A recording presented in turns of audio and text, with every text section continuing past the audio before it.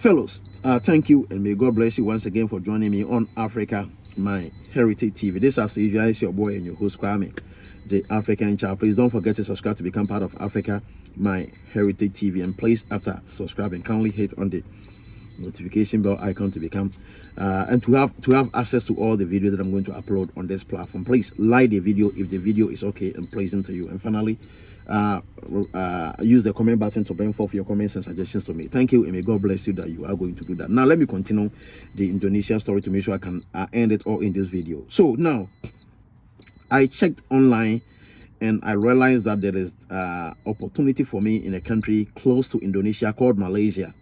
I realized that is an opportunity for me in Malaysia. So I went online and to also check and to realize that I can do some e-visa application online to go to Malaysia. So by then my friend was still in the hands of the Indonesian immigration authority, because he needed to pay for the overstay penalty before they can allow him to go, and he has not gotten the money yet. But yes, I was able to get the money, so I paid, and the money was only sufficient for me only. They didn't allow us to. They didn't allow my money to cover my friend, so they only allowed me to go. As much as I was fighting to make sure I can get out of the camp with my friend, I tried all my best, but they didn't allow me.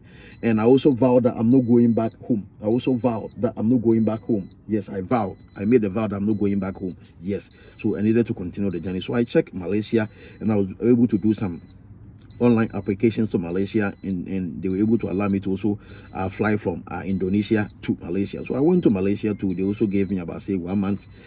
And the 1 month was also full of challenges. It was full of challenges. You see, it was a total struggle. That place too, I was detained. It got to a time that I was even beaten. I went through a lot of struggle. I went through a lot of problem, because it was a strange land for me. I knew nobody. There was no African community. Even though they were there, I didn't know of any, and I didn't have the chance to even meet them. I didn't even have anybody to even come and listen to my story and to even figure out how the person can even help me out of it. So it was a total darkness. It was a total confusion. It was a total chaos for me. And I was so sad, I was so broken into pieces that there was no way I can even call my family back home to even report the latest incident today, because they thought that the money that they have sent me, there is no way I'm coming back to Ghana empty-handed, but I will leverage on that money to continue my journey to get to my destination. Neither did I also know that the next country that I'm going to was going to be a hell for me. So life was like a hell. In Indonesia, I went through a lot of struggle.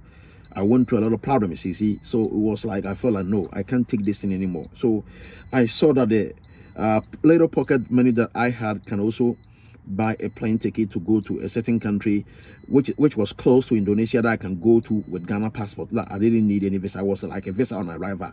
So I checked online and I saw that I can pay for their visa on arrival fee. I realized I had money in my pocket to pay for the visa on arrival fee in a country that was close to Malaysia, called Cambodia. I hope most people know Cambodia, because like the way the Malaysian authorities were treating me, I felt like I can't stay in Malaysia anymore. So I just leveraged on that opportunity to travel from Malaysia to Cambodia. And you see, strangely, when I go to Cambodia, you see, it is so sad what I've been through, what the things that I have been through in life, how I've suffered in life, the rate at which I've cried in this life.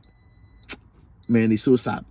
I go to their airport, they took that visa on arrival fee for me, but yet they didn't issue me the visa. Mind you, by then I was having Singapore visa. I was having Singapore entry stamp in my passport, Indonesia, Malaysia too.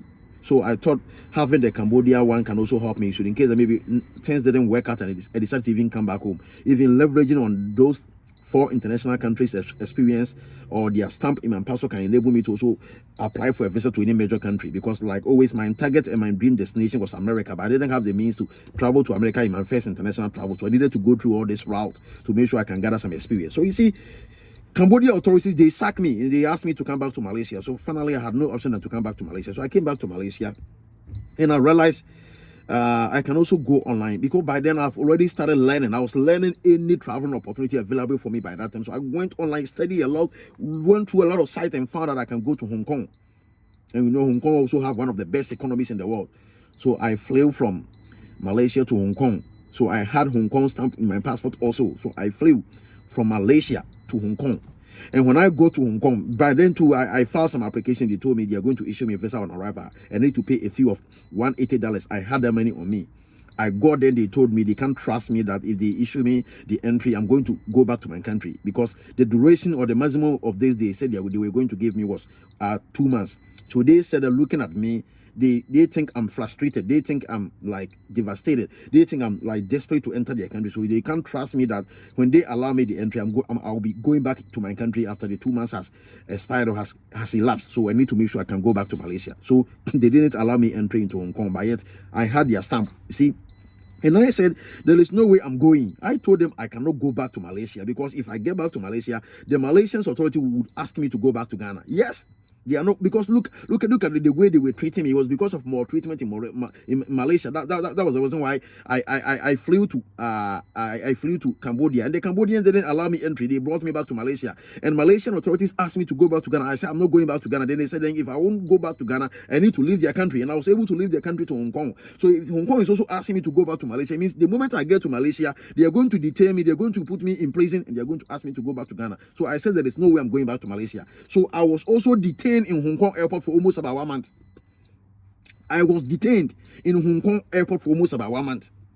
Man, the struggle and the challenges that I've gone through in life, the things that I've seen in life, the pain that I've been able to move through in life, and how I've been able to build myself, and the tough skin that I've gotten, man, you don't know. So sometimes some of us, if we are sitting here, we are talking, you would think we are talking out of nothing. We are talking out of experience. I have all this experience. So it was like a struggle, it was a fight between me and the Hong Kong authority. I told them I'm not going back to Malaysia, but finally, you see, they had the power. You see, they had the power, they had the place, they used the place on me, they forced me into a plane, and they asked me to go back to Malaysia. So finally, I had no option than to go back to Malaysia. So when I got to Malaysia, you see, so sadly, it was so sad.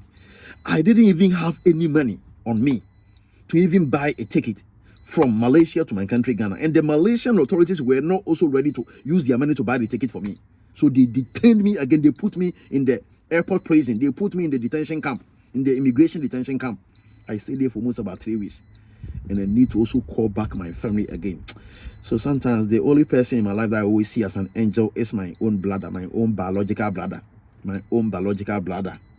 and also my grandfather, who is still alive, and also my girlfriend by that time, who finally became my wife after I returned home. We married, and finally through my travel experience, we're both lucky enough to come to America together. You see, my story is so sad. It's so, you see, like the way I'm narrating it, because today my story has changed. That's the reason why I'm just giving it this ecstasy and euphoria. But my story isn't of that. My story isn't good. My story doesn't need to make you happy. My story has made me cry. I've shed a lot of tears. It got to a time that my tears were uncontrollable. Sometimes I will even use my shirt to even wipe off my tears, and it will become as wet as being soaked in water. The things that I've been through in life, the beatings that I have suffered in life, the challenges that I have gone through, the difficulties, the setback, the disappointment, the heartbreak. If I decide to take my time to go through all this, I wouldn't even have the time to record all this video. But I'm just trying to cut everything short. So finally, I have no power than to make sure I will leave Malaysia. So I called my brother. My brother was able to go and speak to my grandfather. They were able to raise money to send it to me for me to buy a plane ticket back to Ghana. But you see, that money was not sufficient. So I was not able to buy that plane ticket from Malaysia to Ghana. So I bought it from Malaysia to Nigeria. I bought that plane ticket from Malaysia to Nigeria. So I flew from Malaysia to Nigeria because I didn't have enough money to fly from Malaysia to Ghana direct. So I flew from Malaysia to Nigeria. So I landed in Lagos, Murtala International Airport in Lagos, Nigeria. I landed from Malaysia, Kuala Lumpur International Airport. I flew from Kuala Lumpur International Airport to Malaysia and landed in Murtala International Airport in Lagos. And from Lagos, I realized I had some little money on me. So I bought a bus ticket from Lagos to Accra, Ghana. So you see, now I was having Indonesia passport. I was having Malaysia, I was having the stamp of international travel experience stamp of Malaysia, Indonesia, Hong Kong, Cambodia, Singapore, and Nigeria. So I was having 6 international country stamp in my passport. I was having 6 international country stamp in my passport, showing that I've been able to travel internationally to 6 countries. And all these countries that I went to, if I take out Cambodia, and if I take out Cambodia and which country again? Cambodia and Nigeria. All the other countries were good. The economies were good. I wanted to stay there and work and not even think of going to other country, but the immigration system didn't allow me because my stay there was temporary. I didn't have that permanent status to stay there. So if I take out Cambodia and Nigeria, all the 4 countries were good. They had a good economy that I wanted to stay there and work, but they didn't allow me because I didn't have that legal status. See, so I had 6 international travel international travel stamp in my passport. 6 different countries I had their stamp in my passport, indicating that I'm holding a passport that shows that I've been able to travel to 6 different countries. So when I came back home, you see, life from Lagos to Accra is also a story in itself that I would need time to even record this video. I don't want to prolong this video. The stress and the challenges that I went through traveling from Lagos, Murtala International Airport, and chartering a taxi from Murtala International Airport to Lagos to go to a place where I boarded the bus from Lagos to Accra. The challenge and the suffering that I went through before I finally go to Accra. I would need time to record that video also. But finally, I was able to get home. I got home with nothing, even the money that I needed to even buy a ticket from Accra, the capital city of Ghana, to go to my hometown in the Bono region, Sunyani, was even a challenge. My brother needed to buy me that ticket because I had nothing on me. I got home empty-handed. I got home with not even 1 cedi in my pocket. I got home as a disgraceful person. Everybody was laughing at me. I stayed home. I stayed indoor for almost about 2 years. I was not getting out. Because if I get out, the people will be laughing at me. People will be making mockery of me. You spent all your money. You spent all your resources to travel abroad. You went through all this country. You didn't run away. You didn't find any decent life. And now you have returned home empty-handed. Even my own family that knew that I've traveled internationally to suffer, but finally I've been able to come home with my life intact. I went and greet them. Nobody even come and even say Akwaba, because I didn't come with any money. I didn't come with any car. I didn't come with any resources. So it was a total disgrace. It was a total breakdown for me. I stayed indoor for almost about 2 years without not going out, because if I go out, people will be laughing at me. I became a laughing stock for my community. But when I was indoors, I was figuring out opportunity to be able to raise money to start some businesses. And after doing some business, I can have some money to even try my luck on the American embassy, because America was my destination.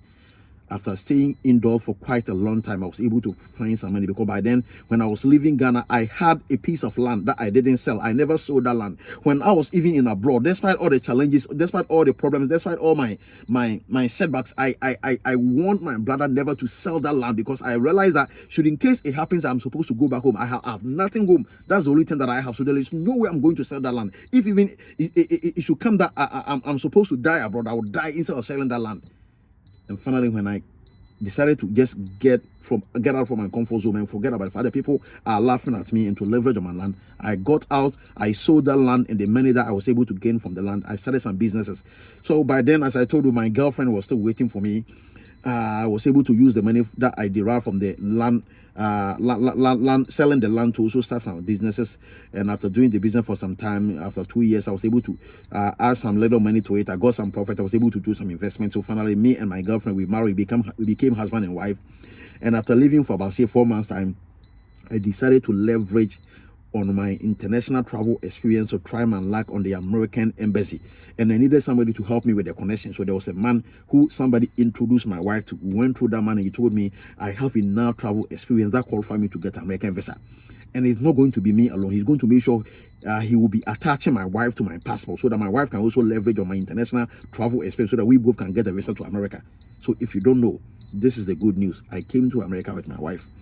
Leveraging on my international travel experience. So even though my story has been better, even though my story has been sorrowful, even though my story has been that of poverty, that of darkness, that of tears, that of setback, that of challenges, that of disgrace, that of humiliation, and that of disaster, at the end of the day, I was able to turn the disaster into glory. That's finding myself in America here. So this is my story, and this is the reason why I'm telling you, you need international travel experience to be able to try your luck on the countries like America and Canada. Thank you, and God bless you. Please don't forget to subscribe to become part of Africa My Heritage TV, and please, after subscribing, kindly also hit on the notification bell icon to enable you to become partner to this channel. Thank you, and may God bless you. Thank you.